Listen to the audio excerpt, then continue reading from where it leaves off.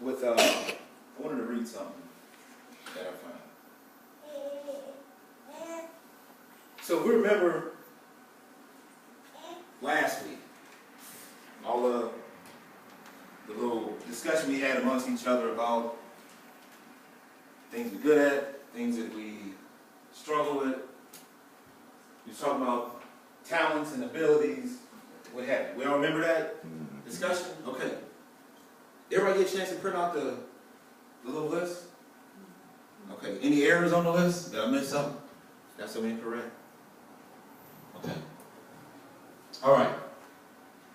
So on that topic, I found another person, if you will, who also identified their talent. So remember from last week, the whole thing was finding what it is that we're good at, what we like about ourselves, what we think our strengths are, and trying to use those things for the fulfillment, the uplifting of Christ through the Holy Spirit. So some of us said that we're hard working, we're good with people. Some of us were organized. And we also listed a lot of things that we struggle with or have trouble doing. Things we may not like about ourselves, things we're trying to change, things we're trying to correct or improve. So I want to read this.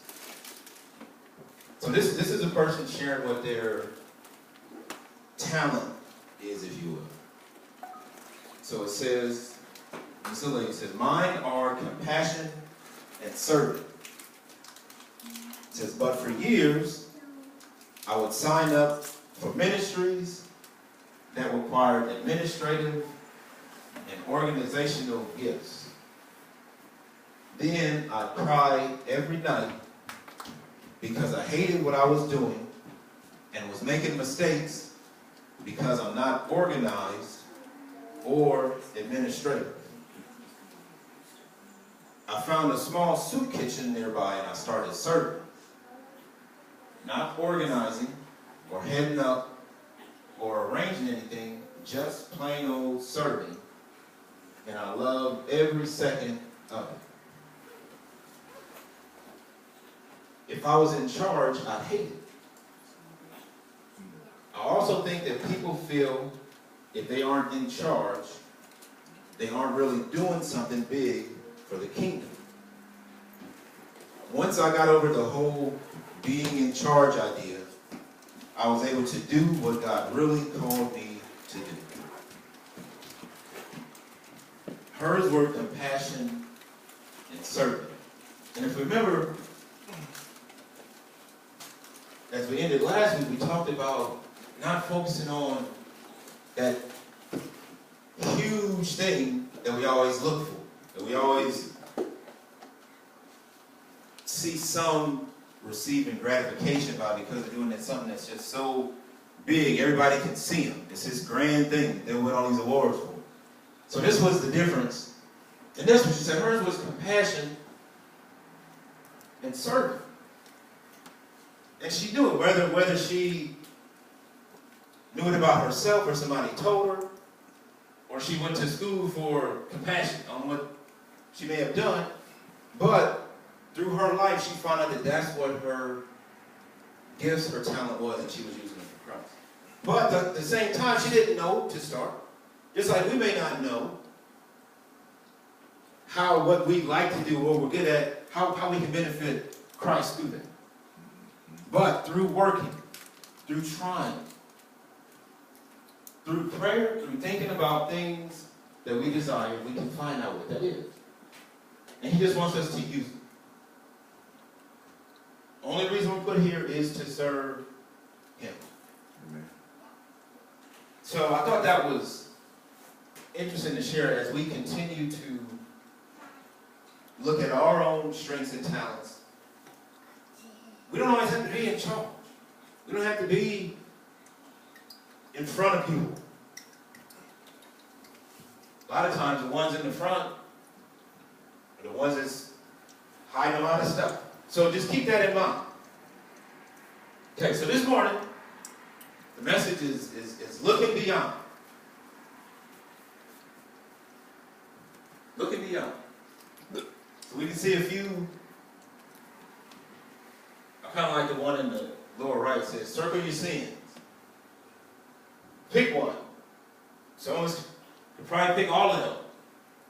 Pride, envy, gossip, laziness, drunkenness, depression, stealing, lying, anxiety, fornication. All these things that hinder us from becoming closer to Christ. And all those things was put here for a reason. For us to, A, believe that they exist. They do. But all those things are what keeps us from getting closer to Christ. If we don't put that. So looking beyond. Let's see what we're going to talk about. Okay, we're going to read a few books in the New Testament, one in the Old. We're actually reading that 1 Peter chapter 4. So that's what we'll read from this morning. So what I want us to do real quick, every now and then our pastor Lance will do one of these down in Florida. But I want us to just think internally to yourself about the question I'm going to ask us, and people online do the same thing. But I want us to think about internally in ourselves, what is the worst thing that we've done in this life? What's the worst thing that we continue to do? That if somebody was to find out, I don't know what they would think about it. They think I was doing this, or if I'd done that. So think, I'll give us a moment to think about what that is. We don't have to share them, but I want you to capture that in your mind. The worst thing that you do, that you've done in your life.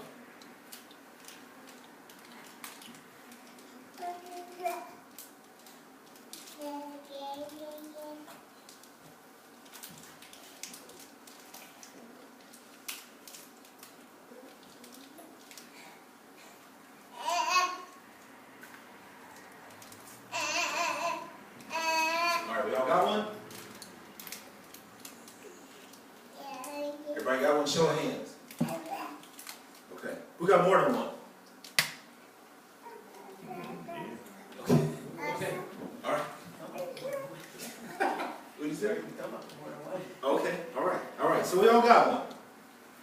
So I want us to keep it. Matter of fact, even if it's something that you did to somebody. And as we go through this morning, if you think of another one, good. Keep it. Okay. I want to read another thing. And this is going to guide us a little bit on this message this morning. All right, I'm going to just read. Having a child, this is from someone, having a child is the greatest blessing I've ever received. Not only was it a blessing having my son, it was a savior. Before I got pregnant, I was heavily into drugs. When I found out I was pregnant, I had stopped everything. From that day on, I had prayed every day that my child not be harmed from the drugs and me. By the time I had my son, the feeling of wanting to get high had faded. Not to mention, I had a perfectly healthy baby. He was 8 pounds and 10 ounces. To this day, I know God was looking out for me. If I had never gotten pregnant, I will still be getting high or be dead. I have been blessed. Having my son has given me every reason to love, live, and be happy. and I want to give my son the best mom.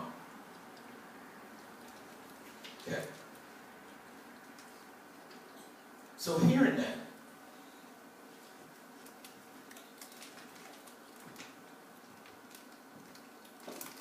thoughts on that, what we just read, or what I just read.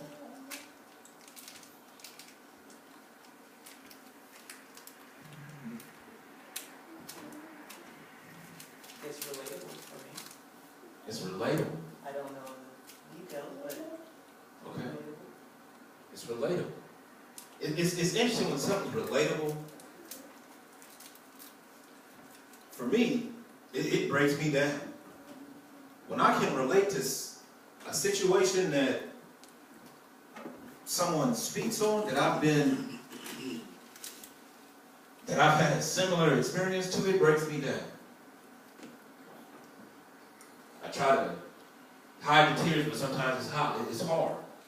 Because when you can relate to something that has personally affected your life,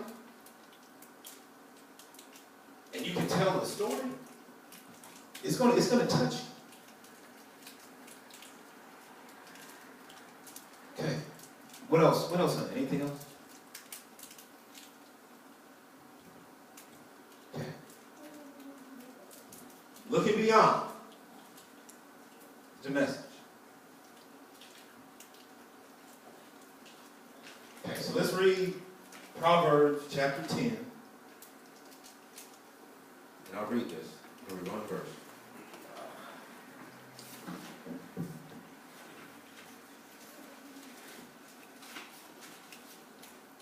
Proverbs 10,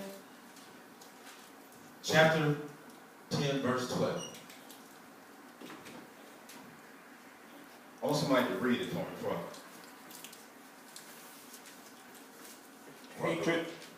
Hatred stirs up strife, but love covers all sins. Hatred stirreth up strifes, but love covereth all sins.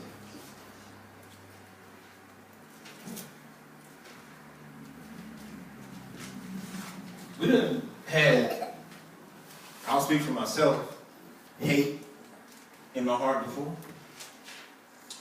And when we despise or hate something so bad, what do? We get others involved. So I hate this, don't you hate this too? Start making a mess of all these things because of something we despise so much for whatever reason. Hatred stirreth up strife. And a lot of times when you hate something, there's a lot of people that'll hop on board with you. Whether it's a person, a situation, something. We can just look at what's going on in the world today. Amen. And be a witness to that. It's a lot of hate. But love covereth all sins. We remember where love comes from. Love is of God. Hatred is not. Hatred is not of God. But it still exists in this world to try to defeat the love that God has put on this world. In this world. And it covereth all sins. So think of, everybody in the room, think about what your thing was that you did so wrong.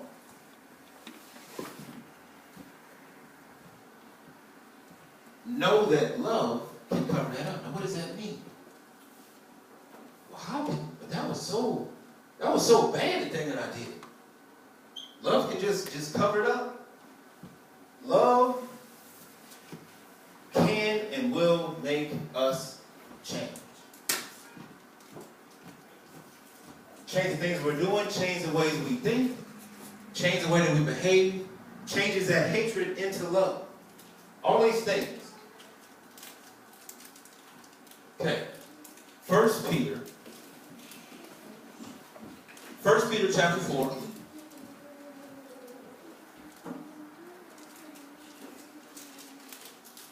And we can read verse 8.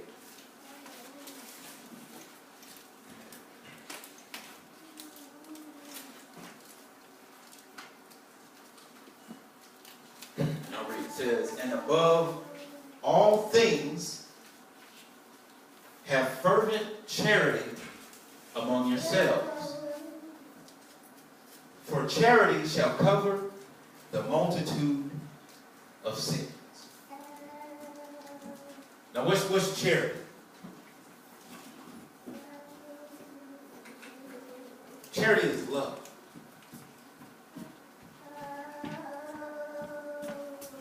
And it says have fervent charity, which is abundant charity. So have this love among yourselves.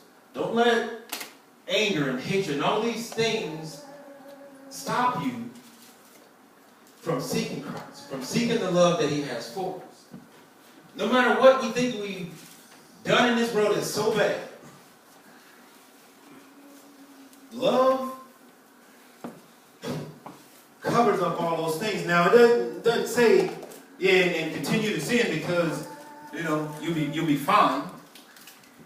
But when we sincerely allow love to enter, to penetrate our minds, we will change. Because remember, it's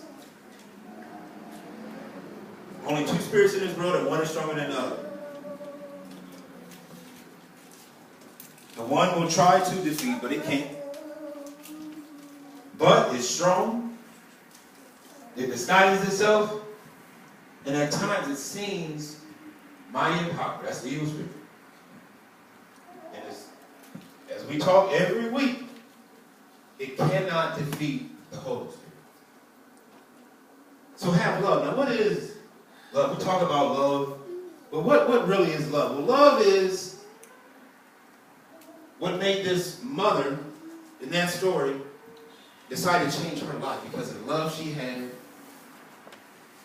for her to-be-born child. That was a gift to her from God. So she said, the love that I have in my heart for this child is so strong that I'm willing to change my life in order to receive so that this child can be healthy. Now, I don't know what she does now, whether she's back at it or not, but the love that she had made her change her life. Okay. All right, so now I need somebody to read from Luke chapter 7.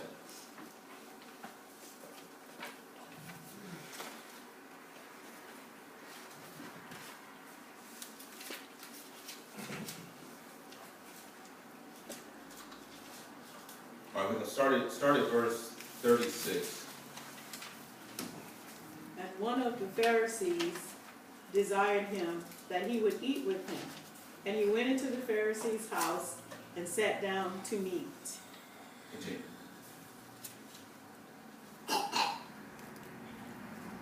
Continue. Keep going, okay. And behold, a woman in the city, which was a sinner, when she knew that Jesus sat at meat in the Pharisee's house, brought an alabaster box of ointment, and stood at his feet behind him, weeping, and began to wash his feet with tears, and did wipe them with the hairs of her head, and kissed his feet, and anointed them with the ointment. Now when the Pharisee which had bidden him saw it, he spake within himself, saying, This man, if he were a prophet, would have known who and what manner of woman this is that toucheth him, for she is a sinner. Okay. Let's stop it. So what's going on there? Who can kind of summarize them 4 verses in a couple sentences. What's happening? It seemed like she just loved him so much, and she wanted to just do her best for him. And other folks thought, like, if he was who he was, he wouldn't be letting that sinner touch him and do all that. And she just came to clean his feet. So you ever had somebody clean your feet for you? Yeah. Wow. As a baby, somebody has a dope. Okay. So that's all she wanted, was to do this deed for this man, Jesus. And these Pharisees was finding fault in what she was doing because they considered her to be a sinner. So she had an alabaster box with ointment in it. So she was really planning to do a good deed, if you will. Okay, but they said within themselves, they said, this man, come on, Jesus said, this man, if he were a prophet, would have known who and what manner of woman this is that touched him, for she is a sinner. I don't even know where to start. So he said, well, Jesus would have been a prophet. Well, he would have known that this woman who was coming up would have been a sinner, and he wouldn't have let her touch him or clean his feet, whatever she was going to do, because he should have known this, if this man was a so-called prophet. Now remember, the Pharisees is always the ones we read about, who knew the customs and traditions, the things that should be, things that shouldn't be. And so when Jesus came, a lot of these traditions, if you will, and customs, he didn't come to change them, but he came to do the will of his Father, which required him to do things a little bit different than they had been accustomed to.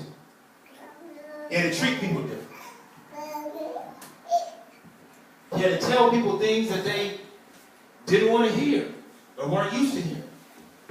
They had gotten comfortable in certain things being a certain way, and when he came in, they tried to do whatever they could to belittle him because he was coming in shaking all these things up. So any opportunity they could find to try to discredit him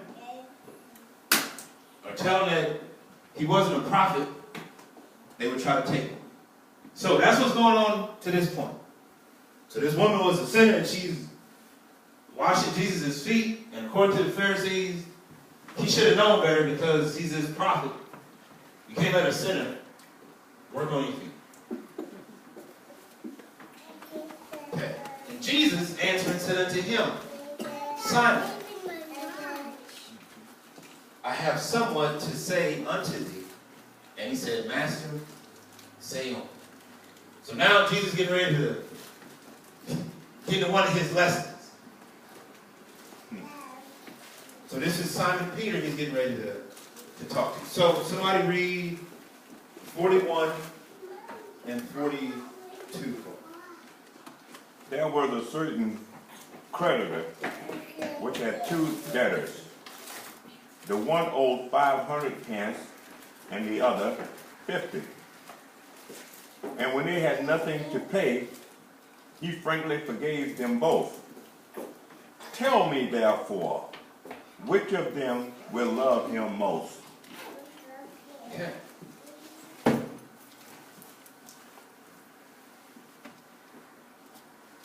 So a man loaned 2 people some money. One he loaned 500.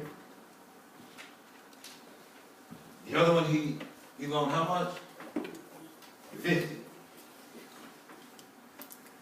So imagine, again, it's always one thing to read, but to put ourselves in this position. So let's say you loan Kim $500.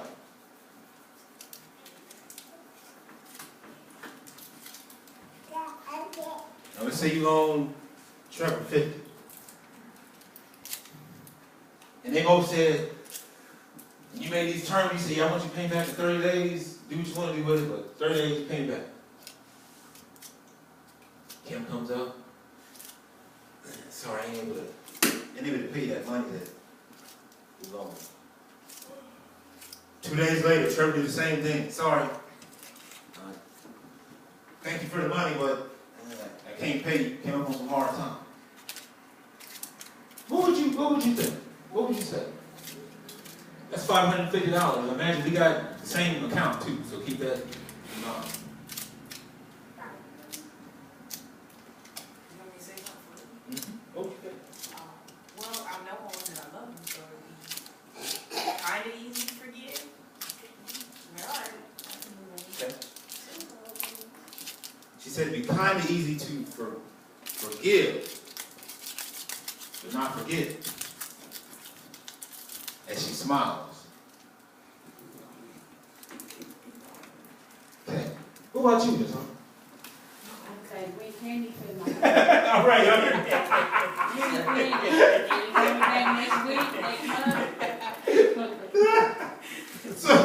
So she said, okay, I get that, but when you come be able to pay me, Right. you need to put you on a payment plan, what you need to do Right. to make me whole. All right. Mm-hmm. So what is 40? Somebody read 42 again for me. And when they had nothing to pay, he frankly forgave them both. Tell me, therefore, which of them will love him most? Okay, so that's the question. Which of these two will love her the most? Who had 500? All right, so Kim gave 500. So Kim got $500, Trevor had 50. So in theory, who should love Karen the most for her forgiving them on this payment? Kim? 500. We would think, yeah. $500, shoot. Because she was given the most.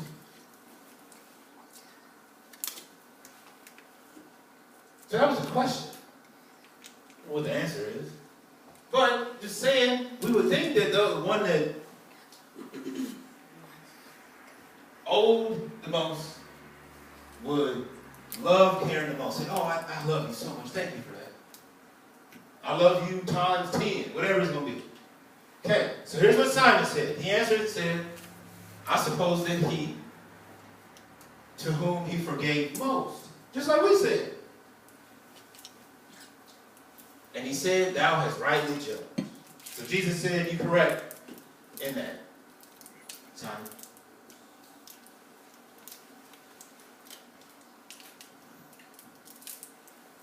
$44.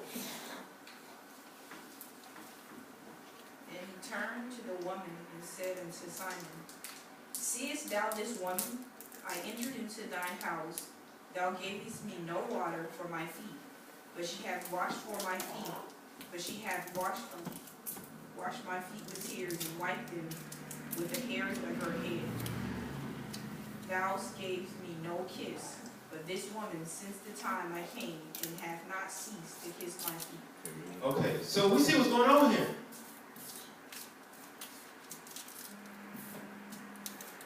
Jesus entered into, was it Simon Peter's house?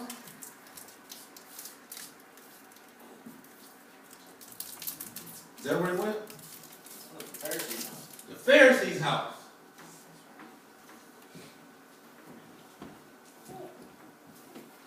Got a little wet on the lip.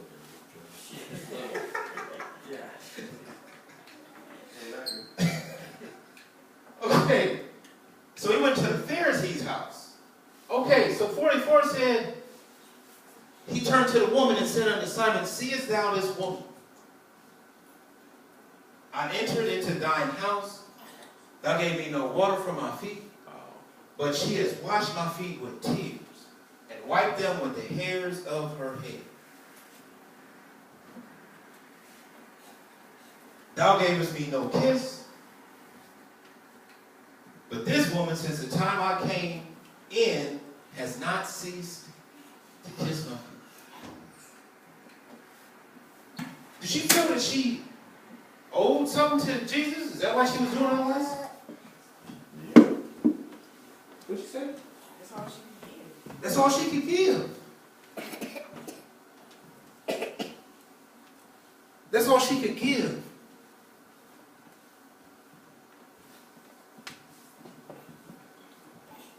And the way that she showed her gratitude, her appreciation,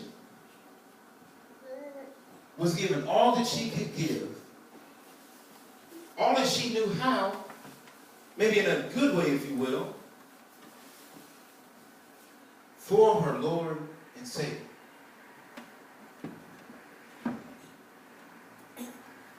But the one that should have probably, like Jesus said, I entered this house, you gave me no kiss, no water, nothing. Not that he was asking for it. Jesus wasn't begging, hey, give me this, because I'm Jesus. You should be greeting me at the door with a red carpet and all that stuff. He wasn't saying that. But this woman, this sinner, did all this for me because she loved me. When we look at all these things that we've done, whatever you thought about when we first started, whatever you thought was the worst thing that you've done in your life, maybe you continue to do it, this and that is the same kind of love God has for us. Okay, let's continue. We're going to read through 48.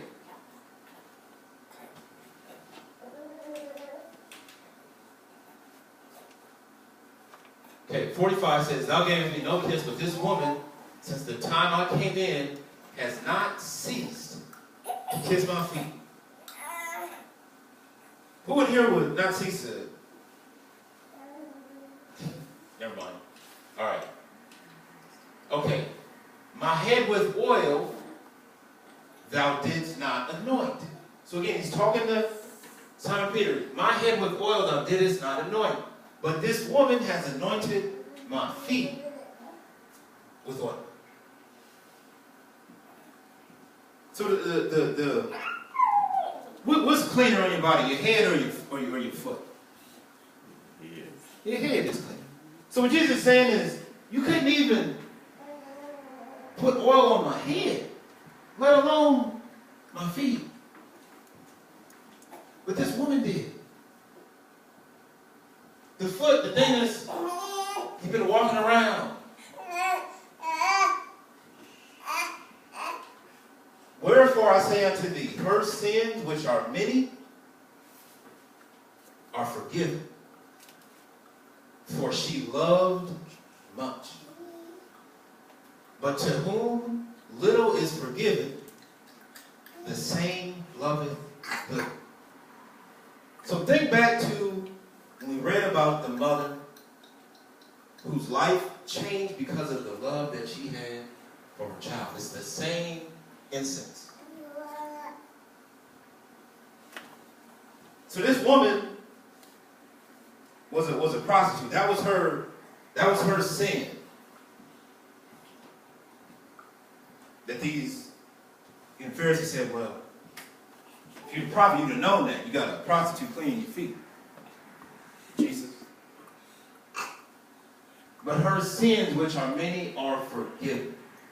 All of the things that we've done in this life, in this world, when we let love enter into our hearts, it will automatically change.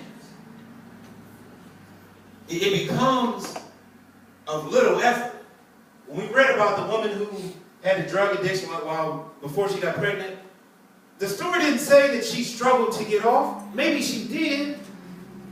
But her mind was made up of what she wanted to do because of what she wanted to gain. Same thing with this woman. She knew that she wanted to perform this thing on her Lord and Savior because of the love that she had in her heart. Nobody could tell her any different, no matter what they thought of her. Same thing with us.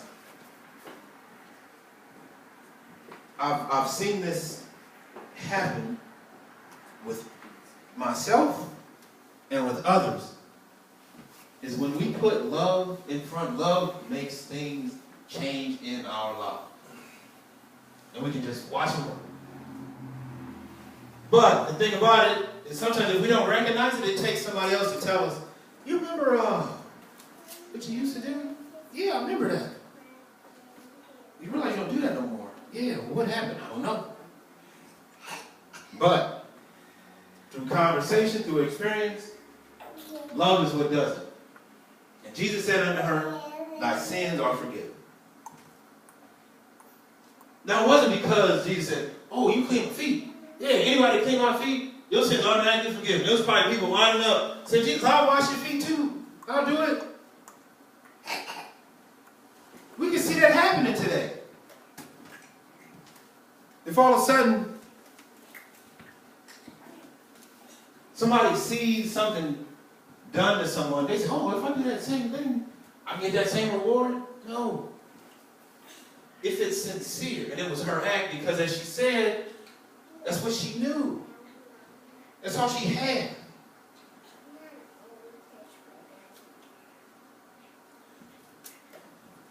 Looking beyond all the things that we've done in this life, looking beyond anxiety, depression, all these things that have tried to take us away, pull us back from being connected with Christ. All of these things can be forgiven and already have been, but we have to believe it and know it and allow Christ to work in our lives.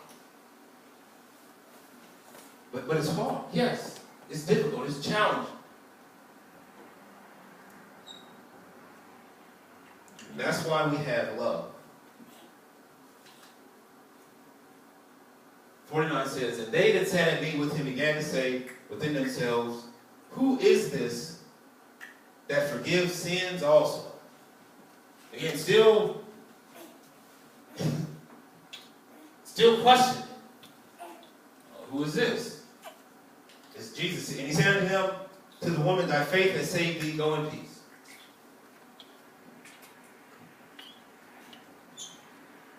So I don't know if through the whole scripture any of these people was, in terms of these Pharisees, the scribes, was ever convinced that he was truly the Lord and Savior. Now they probably,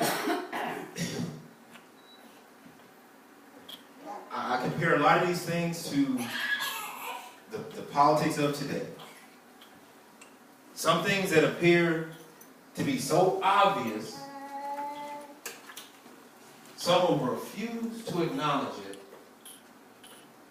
because of their mindset. Okay. It's about wrapping up. Looking beyond. What does the first one say? Somebody read that. Embrace and acknowledge our faults. Embrace and acknowledge our faults, because we ain't perfect. We all have sinned. The woman that cleaned his feet, in terms of what the world believes today, she was probably the biggest sinner you could have. But did that stop her? No. It didn't stop her from trying. And she didn't go in saying, oh, I'm going to clean his feet because I know he's going to forgive my sins. No, that wasn't her mindset. But the love that she had for him made her do that. Love makes us change, and love gives us forgiveness. Okay, 2, know that someone else has done worse things. So if we think ourselves, hey, ooh, this thing is bad. Trust me, whatever you think you've done, it's somebody out that done something 10 times worse. So don't think that God doesn't love you or you can't be changed. That the love that the Lord has for you can't help you to overcome these things. So know that. A lot of times this is what prevents us from trying a little harder. Because we think, shoot, ain't no way God will forgive me for that. I feel so bad about it.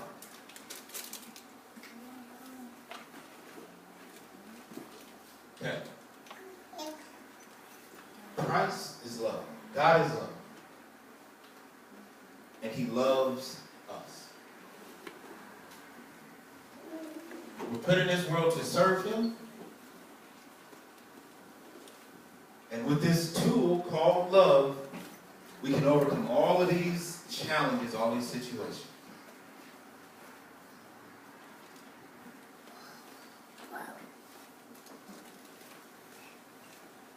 Somebody read that one for me. If something needs changes, God will do it. Do we believe that? Yeah. If God wants us to change something in our life, he'll do it. He'll put things in our life, in our way, that will make us change.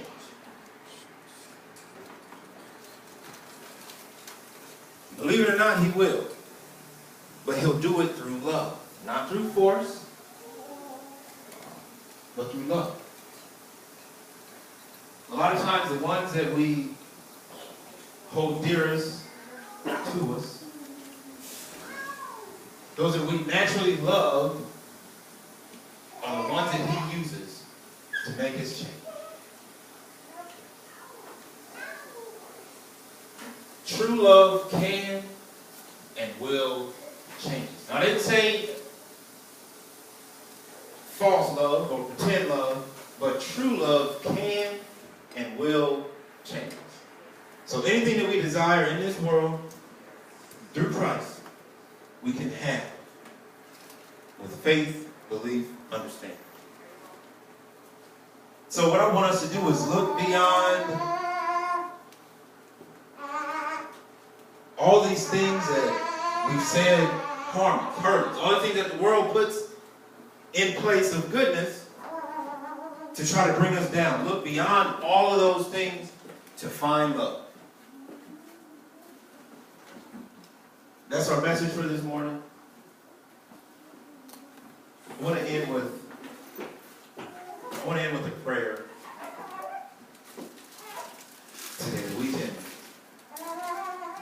take something that we've heard and be able to apply it in our life. Lord, we thank you for this morning. We thank you for this opportunity again to come to you, to hear your true message, Lord, and to fellowship among each other. Lord, we ask sincerely for those of us that are here, those of us that are not physically here with us, Lord, that you keep us hungry for your word, for your love. Lord, continue to allow us to seek you no matter the trials, no matter the difficulties that come upon us in life. Lord, we ask that you put love in our hearts, in our minds, to change our lives, to change the things that we need to change, that we as people are not willing to do alone. Lord, most of all, we ask that your loving arms embrace us so that we know that you are there with us in times of need when we feel alone. Lord, we ask for your strength. We ask you to encourage us, put you first in all things that we do. Lord, we ask this sincerely in your name and through your Son, Jesus.